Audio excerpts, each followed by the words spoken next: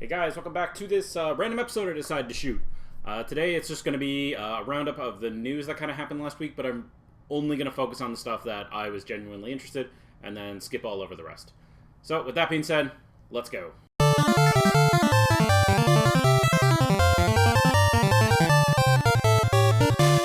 So as it was announced, there was the Final Fantasy VII Remake Intergrade. Was announced at the Sony State of Play. They're okay. I'm not particularly fascinated. I usually let those play out and then watch them afterwards. And this was really neat. So they confirmed a PlayStation 5 version of Final Fantasy VII with a free upgrade. So if you already have it digitally, it's free. If you have the discs, it's free. But the DLC at this time, or at least from what I'm reading, appears to only be available to the PS5. If you have a PS4, I think that really sucks that they're doing that, because this game isn't even a year old and they're already like, yep, nope, the DLC is only on the new systems. A little crappy, but not much can be done on that one, as that's their decision, but I still look forward to it. I will be checking that out. I am assuming, much like the rest of the internet, it'll be like 15, 20 bucks. Sure, I'll probably pick it up. We'll see how much the DLC is and how long it is. If it's only like an hour, I might waffle on it a little, but I think it's really neat. I like the fact that they're focusing on Yuffie and trying to bring her into the story earlier. They're even implementing Dirge of Cerberus stuff, which I think is really, really neat that they added those two characters in from Dirge. I never played that game. I heard it was kind of garbagey, as it was not a great game. My one friend really, really liked it growing up, so I've watched it been played, but that's all I really know on it. Alright, so let's get into the Nintendo Direct. The big news for me in that one, aside from all that cool little stuff coming out, was obviously the Skyward Sword HD. Now, this was really awesome. As I've stated, I just hated the controls years ago. I tried to get into it. I tried real hard, and I got so far, but in the end, I still hated the game.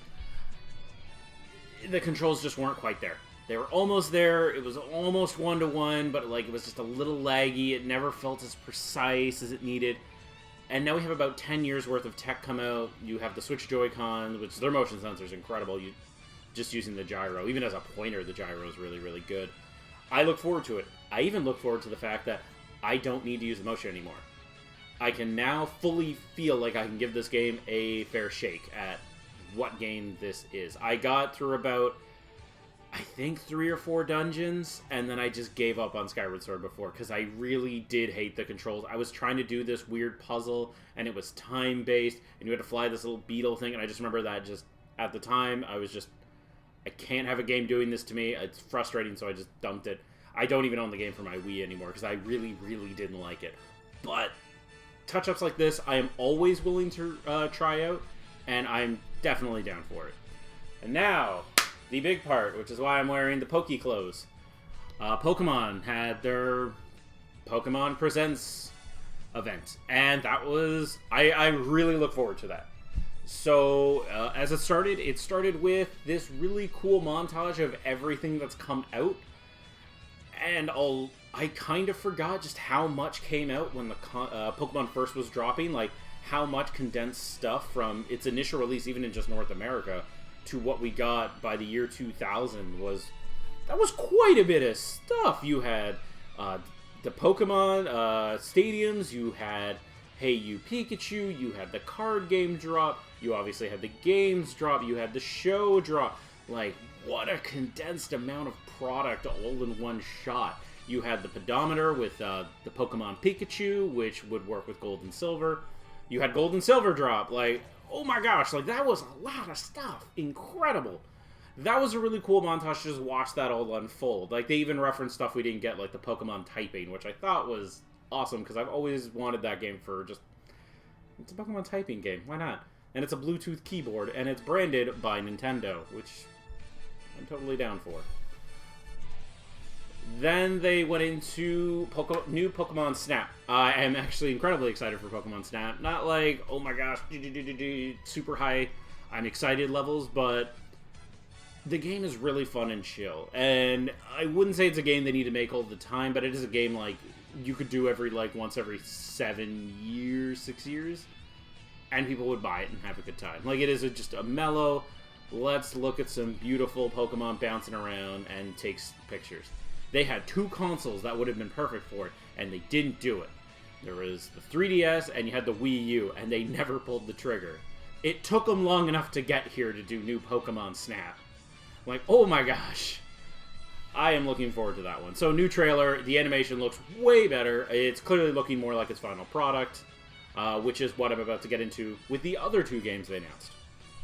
So, going in order, we got Pokemon Brilliant Diamond and Shining Pearl. For anyone in question, I'm getting Brilliant Diamond. So, I really do like the art style. I like the chibi art style. It looks exactly like what the DS game looked like. This looks like they're just going to do like a 1-to-1 remake style-wise and just kind of do the touch-ups that they added in. If this was coming out on the 3DS, yeah, I think everyone would be fine with it.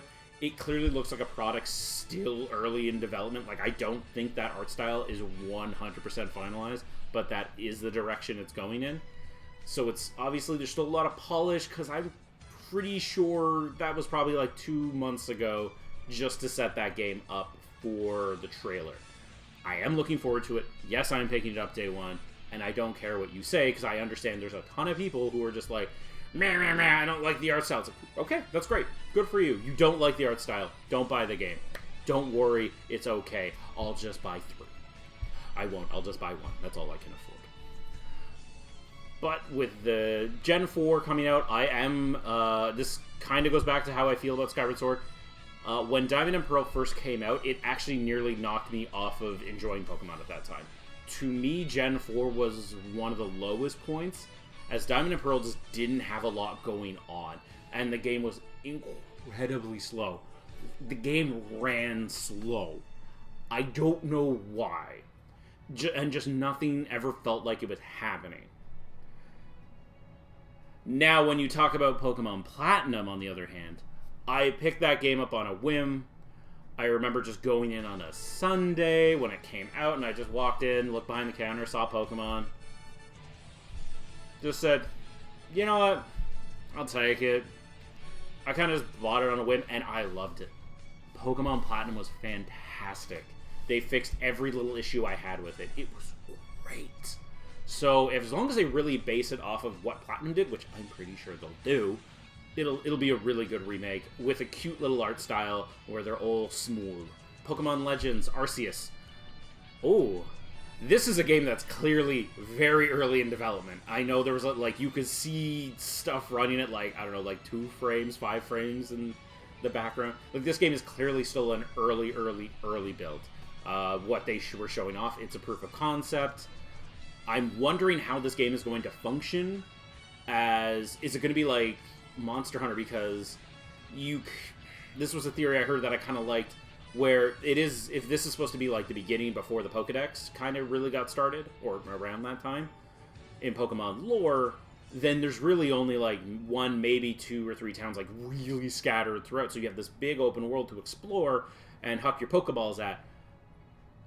So that would mean you really only have, like, you're going to have, like, a mission-based structure, which I would be okay with. I am totally down for this game. I'm curious to see how it all comes together, because these are clearly, for Pokemon, these are very, very early builds, and I like that they're not lying about their trailers. They're not trying to make them look better. They're just like, well, here's what we have, and then we're just going to keep working on the game. So, take it as a proof of concept for now. I do think, obviously, this game is going to come out, and it's going to play like this. But if you're complaining about the graphical style, they're still in early stages. This is what I like to see, so that then you can kind of see the improvements as everyone else goes. But everyone wants these big flashy trailers, and I'm just not a fan of that anymore. I like to see the growth. And if you're disagreeing, that's fine, but just look at what happened with Cyberpunk. I would rather a game show me its progression, so when I get it, you're like, oh my gosh, they really brought it together. But you can see what they're going for, and that's really important to me. So anyways, guys, that's it for this today's very, very quick episode. I hope you enjoyed yourself. Have a good day. Take care. Have a good one.